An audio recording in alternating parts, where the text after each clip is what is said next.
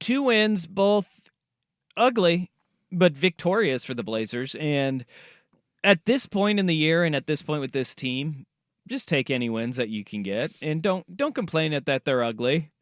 Yeah, I was complaining Friday afternoon.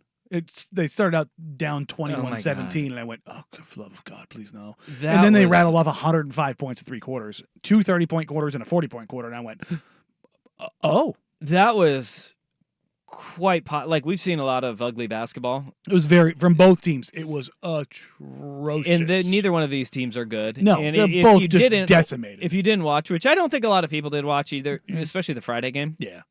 You're looking at a team that no longer has Steven Adams. John Morant is done for the year with his shoulder injury. Desmond Bane's down. Desmond Bane is dead. Marcus Smart dead. Also dead. Jaren Jackson Jr. half dead. He's still. What's going on? I think they're just tanking. in the full tank. But they got a Gigi Jackson. They have a Gigi Jackson who's a solid player. He is solid. Again, Gigi was a top 5 prospect, and then he went to South Carolina this past year, and it did not go well for him. But talent-wise, he's very talented. But it's not like the Blazers were rolling out. And this is where I go back to the Portland Trail Blazers still playing hard for Chauncey Billups. I do think that Chauncey Billups is the right coach for right now. As the time goes on, you sit there and you wonder, all right, is he going to be the guy for the future when this roster is ready to win? But even if you go back to the beginning of the year, if you were to tell me that they would go into a game and they wouldn't have DeAndre Ayton, they wouldn't have Malcolm Brogdon, they would no Scoot Henderson, that team, it doesn't matter who they are playing, even a shorthanded Memphis team, they get run out of the gym. Yeah. This team is still playing hard, and even in the month of February, they did play hard. And if you cannot see the growth and development of guys like Toumani Camara, Duop Reith, who's gone, February was a rough month for Duop. Couldn't hit anything.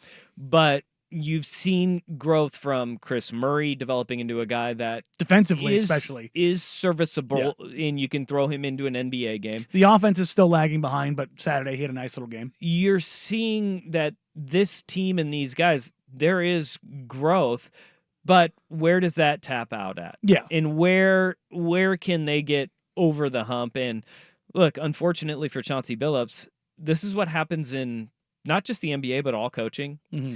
You have rosters that are in a rebuild mode, and then when they get to winning time mode, that is where we see resets happen. Now, the Blazers have given no inclination that that's what they're doing with Chauncey Billups, but history will tell us across not just the NBA, but multiple sports over multiple years, that's usually kind of how it goes. But what we are seeing is still those little notches that we talked about back in October. Mm-hmm. Little notches of growth. And that's the interesting thing really right now is that they haven't flipped the tank switch, and they may not. It probably will just happen naturally, just kind of where they're at. But if they were going to tank, DeAndre Ayton would be done right now. And I have a reeling suspicion he's going to try to give it a go tonight. Would it be considered a tank if kind of what we have seen happen with this roster is as it's almost like staggered, where like, one, don't come back unless you're 100% healthy. Yeah, like Malcolm Brogdon's not coming back unless he's 100%. Scoot Henderson, he needs to play. Is for everybody who's out there like, they're tanking, they're not playing Scoot. It's like, no, Scoot's not good. He wants to play as well. Yeah, yes, Scoot very much wants to play.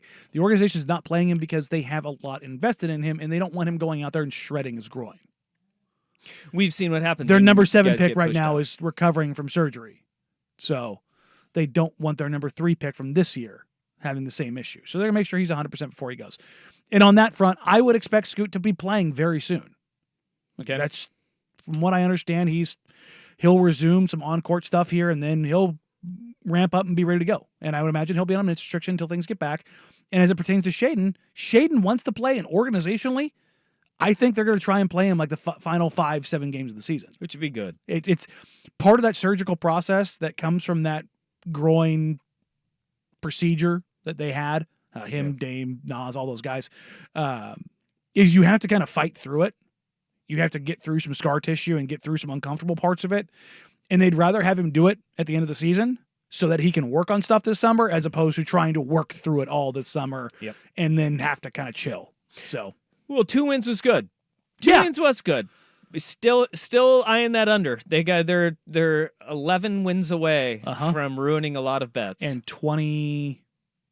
Or no, 12 wins away from ruining a lot of bets. 11 from safety for those. So they would need to go betting. 12 and 13.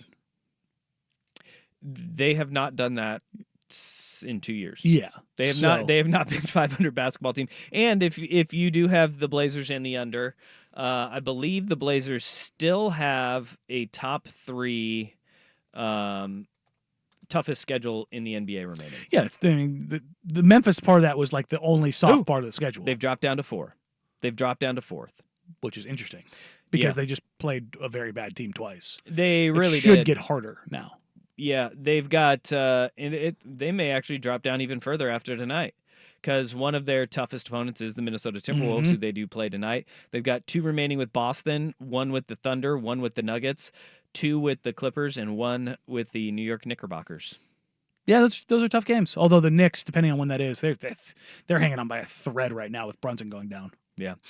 There's something to keep an eye on, though. And as we have seen, as the Blazers got their 2 wins, something that we've seen coming out of this All-Star break, teams that we expected to turn it on, they're doing turning it on. Just that. And this weekend, we got a highlight of just how good some of these teams are, and the question marks that linger around others are looming even larger.